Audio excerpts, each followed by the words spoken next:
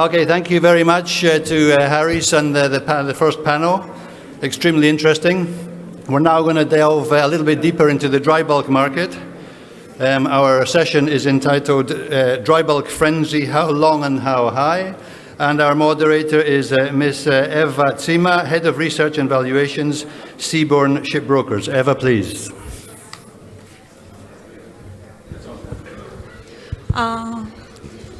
Good morning, everyone. Thank you, Kevin and Mia, for the very kind invitation.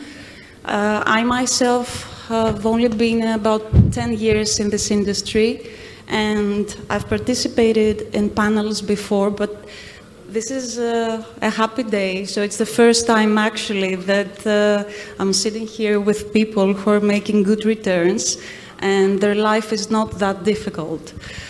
So I wanted to first introduce you very quickly to our panel. It doesn't need introductions, but we will do it anyway. So we have Mr. Stamatis Tsantanis from Seanergy, CEO of Seanergy. We have Mr. Simos Pariaros, who is the Chief Administrative Officer of Euroseas and Eurodry. Mr. Nicos Rescos, who is the Chief Operating Officer of Starbulk. And last but not least, and not listed as well, Mr. George Delaportas, who is the Managing Director of Meadway Bulkers. I want to welcome you all, and I want to start with Stamatis. What has happened in the past year? What has shaped demand in favor of owners? I want you to focus just on one thing. There are many, but I want you to focus on the thing that you believe was the key driver in getting us to today's market. Okay, well, thank you, and good morning, everyone. As far as Seanergy is concerned, we operate only in the Capesize segment, which is the basic raw materials of coal and iron ore. So what has happened since the second half of 2020 is the global infrastructure growth that we have seen in many, many countries, and all the stimuli that the governments have injected into the system. So all this frenzy of rebuilding the nations and expanding instead of vertically, expanding horizontally, that has been a key demand driver. At the same time, we've seen coal, the re-emergence of coal, not just for the production of steel, which was dominant in the previous years, but most importantly for the production of energy. And as the world turns electric, then obviously you're going to need a lot of energy to do that. And solar panels and windmills and all that are not necessarily enough to cover all this increased demand. So demand is one thing arising from these two key raw materials, but the most important thing has been supply. We have seen the past many years, 5 or 6 years, that we have experienced severe pain in this market. The charterers squeezing every single cent out of the transportation cost. So if you over squeeze the transportation cost for so many years, it comes to a point where the whole supply of vessels becomes squeezed itself. So we've come to a point where, and we're going to touch on the environmental things later, but we've come to a point where supply is not enough to cover demand, and that's only going to get worse in the next year. So this is, in our opinion, what's the two most important factors of demand and supply. Thank you. George, what about you? What do you think? Obviously, there's going to be a lot of overlapping here because everyone has in mind the same key factors. But how long do you see this sort of lack of supply that is helping the market against what is growth at the moment, growth of demand at the moment? How long do you see that lasting? Well, certainly, I believe there's a miracle going on in the dry bulk industry right now. And trying to explain this miracle, I think the key word is shortage. So we started the year with having shortage in the semiconductors. Then we experienced shortage in the container sector. And now, by the end of the year, the list is growing. We have shortage in energy, we have shortage in housing, and we have shortage in labor lately in some countries. So for me, if trying to understand why this list is growing, it means that the world is just going in a much faster pace from what we had in mind.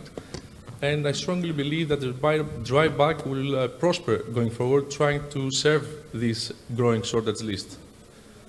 So I truly believe this will be, going forward, we're going to experience further good days. I mean, the world is updating to the new living standards, as Stamatis said. The world has to upgrade its networks and the grid lines. So we truly believe that we are in a phase that will be prosperous for the dry bulk industry for the years to come. Nico, does China and the way its growth develops should be cause of worry?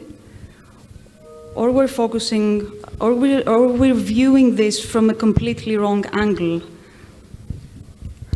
First of all, Mia and Kevin, thank you for the invitation. It's actually great to be back in better times. I think we've all waited a good 10 years to be able to have more than one reasons on demand and supply being favorable for dry bulk. No, I don't think we have much to worry about China. I'll try and keep this as brief as I can. We are part of a global economic stimulus that is going on.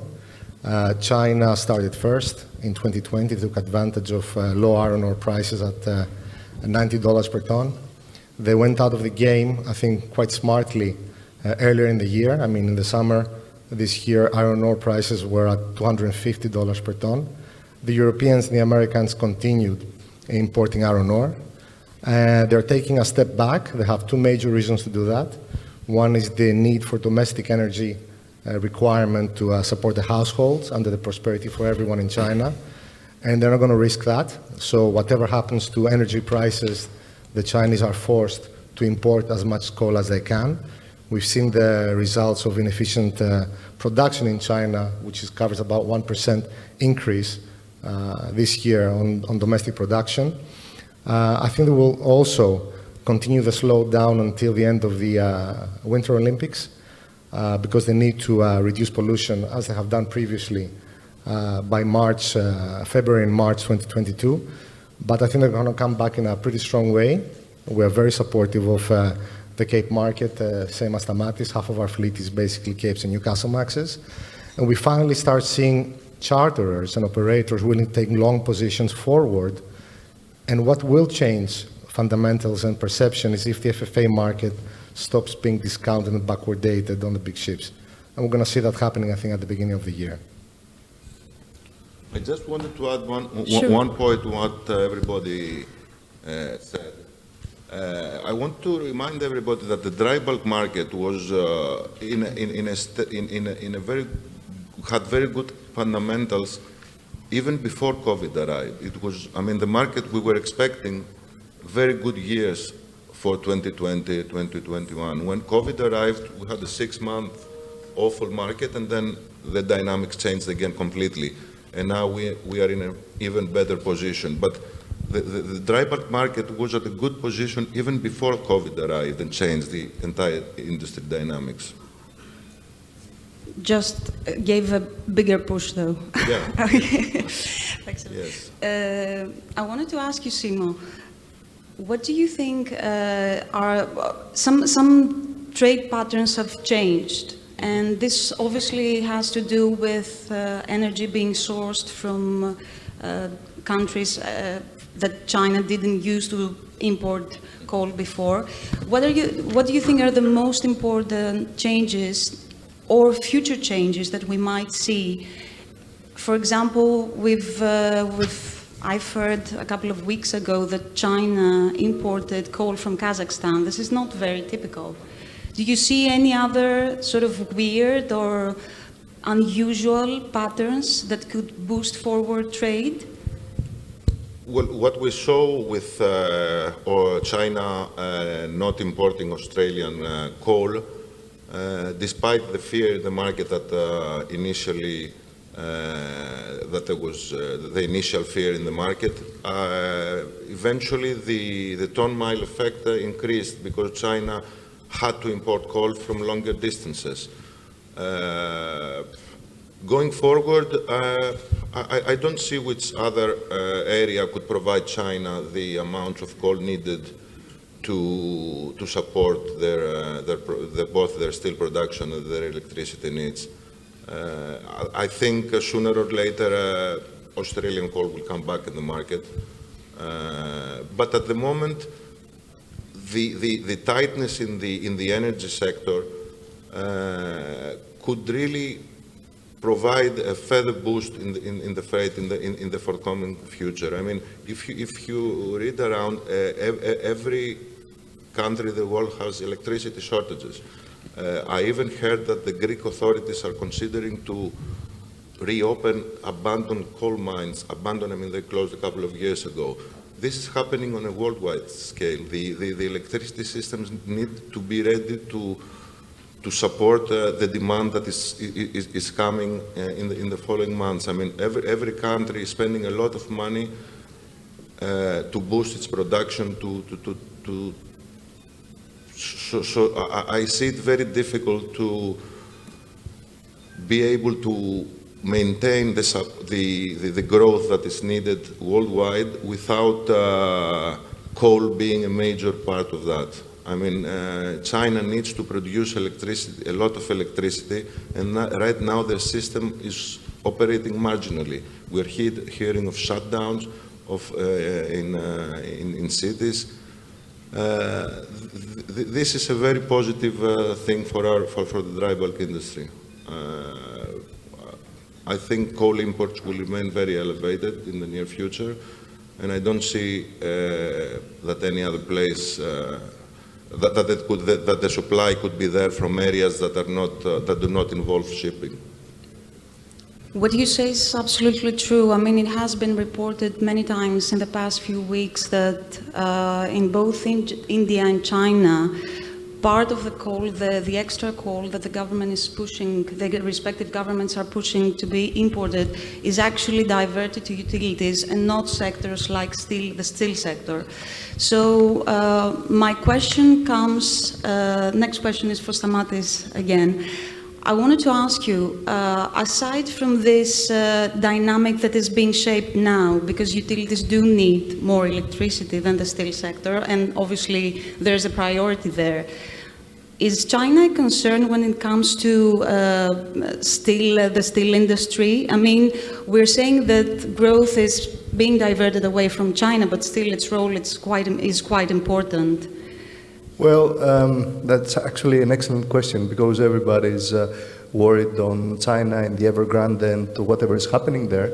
However, the Capesize market and the dry bulk is not so much dependent on what the construction in China is going to be in the next few years. Last 10 years or 15 years, we said that China is going to build another 5,000 kilometers of railroad and another 5,000 kilometers of highways, which absorb a lot of demand, plus all the housing boom that happened in China. However, right now, the world is, you see all this spread over of demand, coal from Europe, steel, which is going to be highly in demand in the US. And the whole game is evolving in a perfect manner for China. Iron ore has dropped to the half of the levels that it was in the summer, and at the same time steel has gone up. So for a country that is building 54% of the global steel production, that's actually a perfect scenario, because the steel margins are going substantially higher. So the world cannot live without infrastructure, and the world cannot live without steel. So, if you build more than half of the global steel production, then it goes without saying that yes, we are dependent on China in the form of steel, but at the same time, the world needs to expand, so we're dependent on that. Nico, are you expecting an exciting first month into 2022, like it happened this year? Because I think that was the first sign that this year might actually be different. We didn't see the market collapsing in January, we didn't see the market collapsing in February, and when the Chinese New Year ended, the market actually started improving further and further. Well, actually, I think the answer to that is within what both Simos and Stamatis have mentioned. On the coal, I think I disagree with Simos, because basically year on year, Australian coal exports went from 100 million to 0 in just a year. So all this is now channeled elsewhere. We see the Chinese importing from Colombia, even the Americas, South Africa, for the coal requirement, which again, inventories that are very, very low. We're just about to enter a very harsh winter. I think Beijing announced freezing temperatures 20 days in advance, so all this is really positive for Q1. On iron ore, yes, I agree with Stamatis that demand is now dispersed, but in reality, China does hold 75% of the global iron ore trade. I think they managed the Evergrande situation smartly. Now, was that on purpose or not? Everyone has their own opinion, but it was a very structured, well-structured restructuring. So I think the only issue I see is if the construction demand, which has now been subdued, which is about 30% of China's GDP, continues beyond March next year. But all in all, we are very bullish for Q1. Traditionally, Q1 is softer, but we think this time around, we're going to see something a lot more positive. Just Go ahead. I didn't mean to say that Australian coal will come back anytime soon, but I think that it will eventually come back because these quantities cannot be replaced from anywhere else in the world. I mean, Australia is the biggest steam coal producer. That will make things even tighter than on pricing, that will be will affect the freight rate. So I agree. It's all good for us. George, go ahead. I try to find some statistics to impress the audience and to answer to a question again. I mean, China is one aspect, but we have the world is expanding, has to come to the new standards, as I said. So, for example, I mean, in London is home to 2.6 million cars. So, which by 2030, in 7 years' time, they have to be replaced by new electric cars. So, and this is 2.6 million cars is an amazing number, and this is just London. So imagine this happening. I mean, if you Google housing problem, it's going to list you a list of countries that have housing problems that they will need the dry bulk carriers to transport these materials to improve their infrastructure, the housing, the cars, everything. So we're, again, the fundamentals for after a decade looks, we're in the perfect storm for the dry bulk industry. And it's the first time we see backhaul trades actually commanding a significant premium. Indeed. We're getting $30,000 on a backhaul, when only back 6-7 years ago, we're discussing $5,000 to $10,000. So that's very important. Pacific steel is still cheaper than Atlantic manufactured steel. So that's important medium and long term. So we need to build more houses, as I get it, but we shouldn't build more ships. Well, obviously, that goes without saying. I don't think that... Not always. Well, I don't think that... It's the first time, it's the first time I see people not being excited about new buildings. And it doesn't have to do with yard capacity. Yes. Maybe they figure out that the IRR is not that exciting when you build a new ship? Well, it's a combination. First of all, from a financial perspective, it doesn't make any real sense. Why pay $65 million and make exactly the same amount of revenues when you can buy the same ship 5 years old for $35 to $40 million? So, in our opinion, from a financial perspective, it doesn't make sense. However, from the replacement value, seizing the opportunity, I would like to say that we don't have the engineering of tomorrow. We don't have the fuel of tomorrow. As the previous panel said, nobody knows what the marine propulsion and the fuel is going to look like. So who's going to build a ship that, according to various classification societies, may become redundant anywhere between 2032 and 2037, or even 2040? So the expected life of the asset has decreased significantly. So who's going to build a ship and pay double the price for something that may not have an economic value after 2030? So that's the notion here. So it's a combination of events, not just the financial sense of it, which doesn't make sense, but also the fact that you don't have the engineering, you don't have the capacity, you don't have the fuel of tomorrow. The interesting thing about that is that this wait-and-see approach prolongs the low order book period, which is it's a good thing. I mean, for existing owners, it's a good thing. True. But, I mean, asset prices, second-hand asset prices keep appreciating. We are seeing that the 5-year to the new building order book, the new building asset price ratio has, in the case of Panamax, actually surpassed 100%. So, do you believe that maybe the reason that ships will not be ordered, aside from non-clarity in which fuel should be chosen, is also the fact that yards are not interested financially to build bulkers when they can fill the slots with other ships from other sectors, much more capital intensive?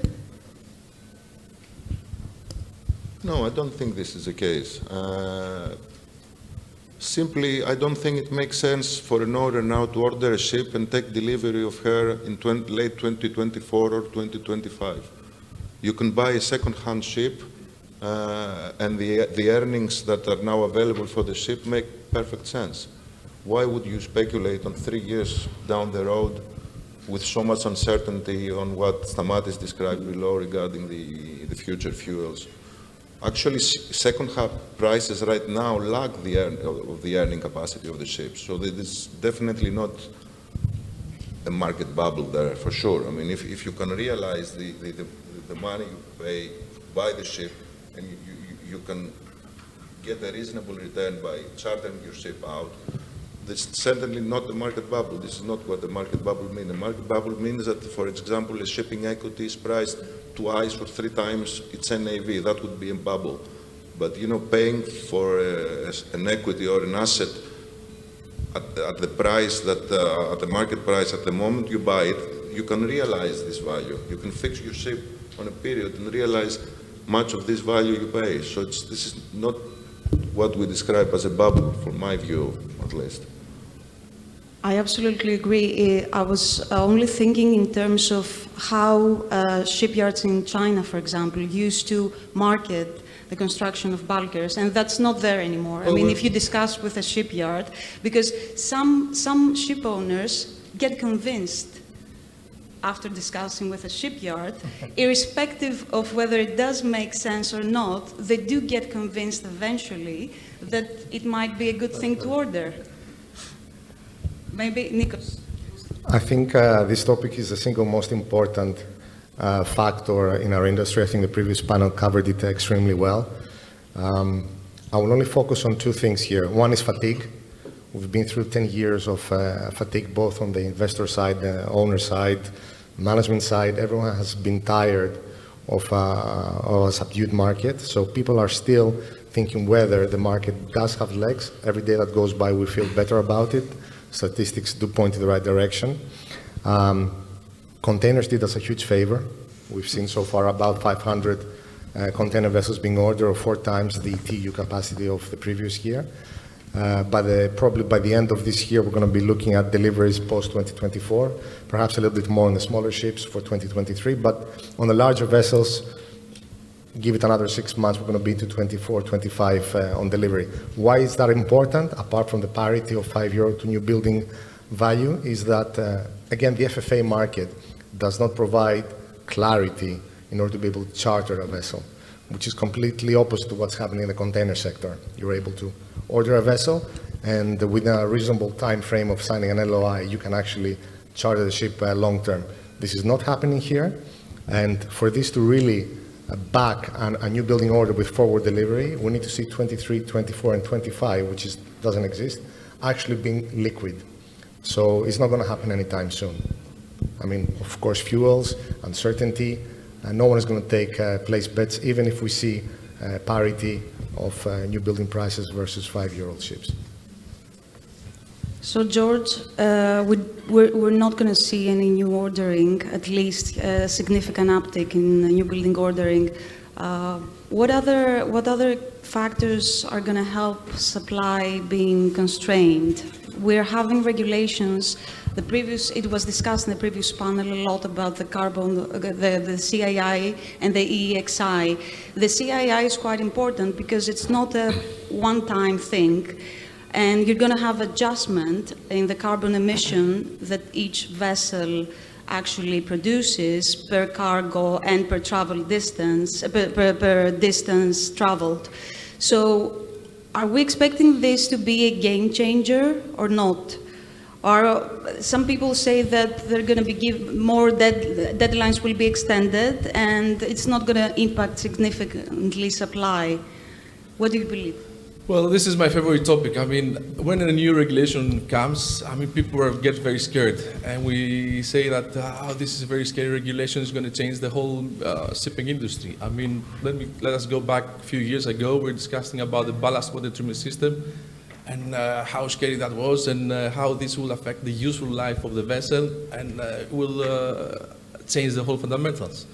Then last year, 2020, we had the VLSFO coming into action in the scrubbers, and that was another scary topic that we had debated for a couple of years, that this will change the whole demand for the dry bulk commodities. It will reduce the demand because of the higher fuel cost, but apparently after 1 year and a half, we have survived these scary scenarios, the doom scenarios, and we've managed to come back much stronger.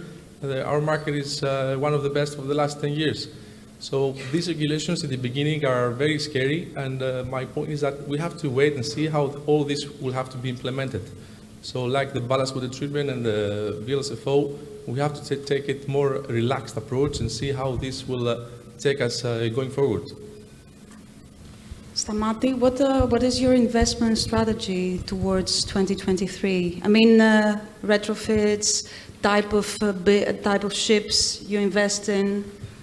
Well, before we talk about our investments and the energy-saving devices, a very important topic about the supply of ships, which has been discussed around a lot, is congestion, because that affects the supply of ships. As far as the Capesize are concerned, and we've done a very careful analysis on the congestion and how much time our ships wait in loading ports or discharge ports. In Capesizes, congestion is a myth. We have not really seen an increase in congestion. Maybe 1 or 2%, but it's not really significantly more than 1 or 2 or 3 years before. So you have to take into consideration that in the Capesize trade, you have the fleet running at about 14 knots. So the average speed of the fleet has gone up by 2 knots, which is significant. Congestion is pretty much the same. And right now, the market is at $50,000, $60,000, $70,000 a day, depending on the day. So there's a very tight demand and supply equation. Going back to the EXI and the CII, I agree with George. However, in our opinion, if we thought that ballast water treatment system and the low sulfur fuels has been a walk hill, we're now facing the Himalayas. So this is going to be a game changer now, because the fleet will definitely need to start slowing down from next year onwards, and even in 2022 because of the CII. And having said that, if you have this tight demand and supply with the fleet running at full speed and all that, if you start slowing down the existing fleet with no new buildings, you can imagine what's going to happen in the market. So once people realizes what's happening for that, they will start providing more. I mean, if I was a charterer myself, I would be taking ships right now 3 years at 30, 35,000 like crazy, because I see the market running at much higher levels than that. Thank you. We have time for one question. If there is one question from the floor, please. You cannot upset the panel here. They're very happy, so you can ask whatever you feel like asking. Any question? No. No? Okay, one more question from you. One question. And this goes to all of you. Because everyone sounds very positive, and I'm very bullish and have been since February, but is there anything that really worries you? There must be one thing that... The consensus. Well, historically, when everybody was so sure about something happened and this didn't materialize. But no, I mean, everything looks to be in position for a very, very good market next year and probably even further. For me, the biggest threat is the energy prices. And if the energy prices get higher, how this will affect the production, whether we're going to have reduced production in the countries. And secondly, if this will affect the prices and the inflation. So apparently the debate for next year will be how the consumers and to what extent the consumers will be able to absorb this higher cost in energy prices. And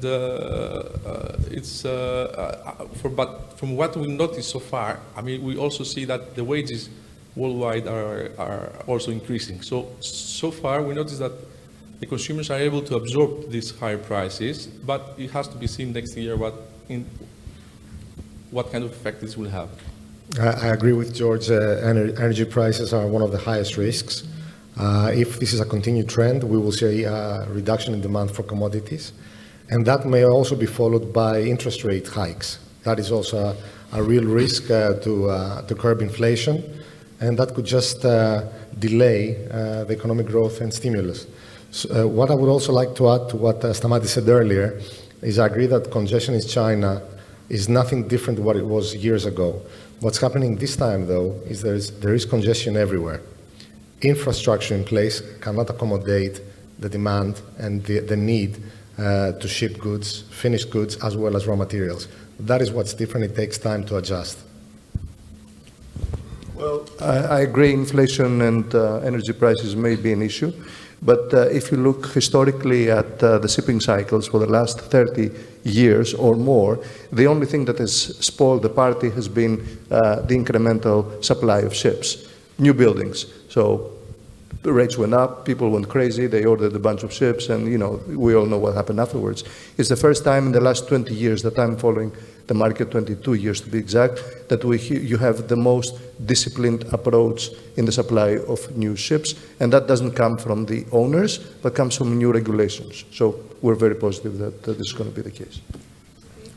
Thank you all very much. You've heard it here for the first time. Do not order any new buildings. So give a big applause to our panel here.